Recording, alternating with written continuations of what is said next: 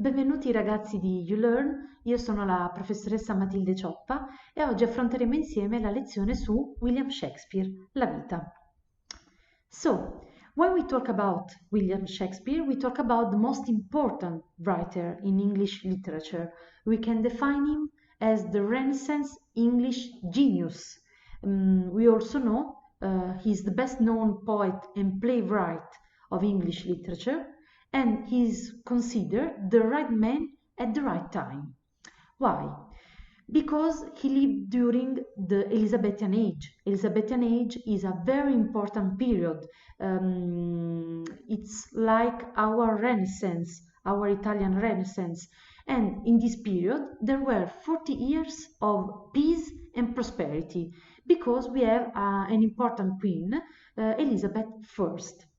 During this period, literature was helped to flourish thanks to this queen, and in particular, drama became the truly national literary manifestation of the time. Drama is important above all for theaters, and in few years were built a lot of theaters and playhouses. And they were open to everybody with low prices, and actors used a very direct and alive language during their performances, so theater was accessible. This period, the Elizabethan age, is also known as Golden Age, and in this period Elizabethan theater coincided with the dramatic production of a number of playwrights who revolutionized staging techniques and transformed the old medieval plays.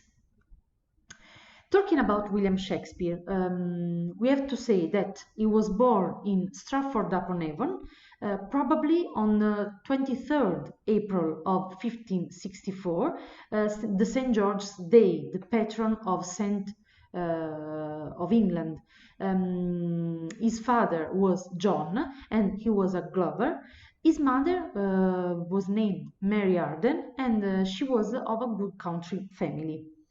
Shakespeare attended the local grammar school, where he studied classics, rhetorics, Latin and Greek.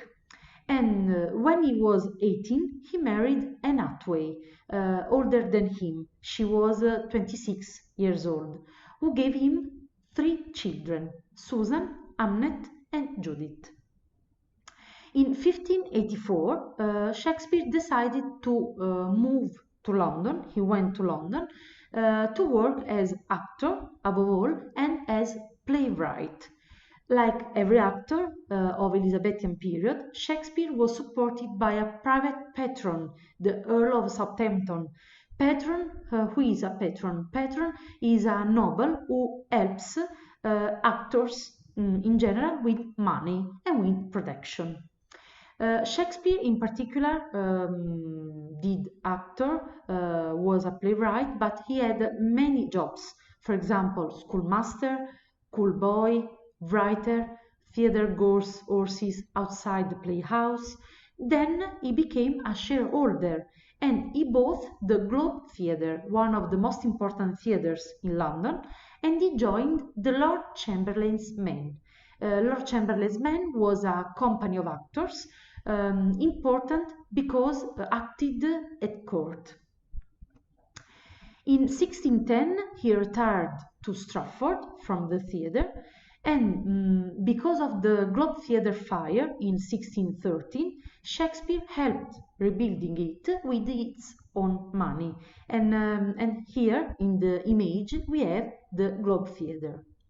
He died in 1660, near his birthday, on April the 23rd, at the age of 52 in Stratford.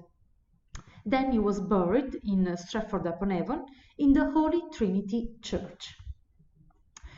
Shakespeare didn't publish his plays, so for this reason, unauthorized version of his plays circulated from memory by one or more actors, and for these reasons they were called bad quartos, because of mistakes, bad memories, and because they were full of gaps. 7 years after his death, two former actors and Shakespeare friends published the first collection of Shakespeare's plays, called the First Folio. This first folio was a collection of plays, but it didn't have a chronological order and in general was divided into four periods: experimentation, comedies, tragedies, and last plays. Here we have the images of the first folio, and all is particular and famous plays. Shakespeare in general wrote a lot of things, a lot of he had a lot of jobs and he wrote a lot. In particular, he wrote 154 sonnets in decasyllables without titles, which were addressed to two people: a fair youth, a young man, probably his patron, the Earl of Southampton, and the other part, the last part of sonnets, to a dark lady. The structure is always the same. We have three quatrains and a final couplet. The themes are love and its loss, broken trust of a friend, forgiveness. We know that Shakespeare wrote a lot of comedies about disguise, frustrated love, mistaken identity, romantic misunderstandings, and they usually end in multiple marriages. Think about the Merchants of Venice. Then we have tragedies in which the hero, the protagonist, is responsible of his own fall, although his plan was noble. Think about Hamlet, Macbeth, and so on. Then we have history plays based on serious records like the Tudors Chronicles and the civil wars between the House of York and the House of Lancaster. This kind of plays gave a portrait of the nation as a whole.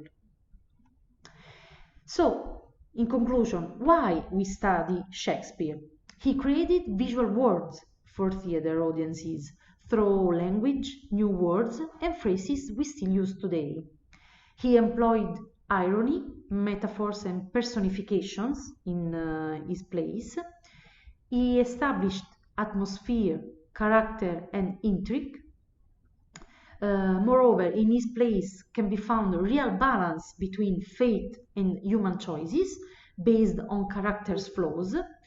And in the end, we can say he used the blank verse, that was unrhymed lines with an arrangement of unstressed and stressed syllables, a new way of writing.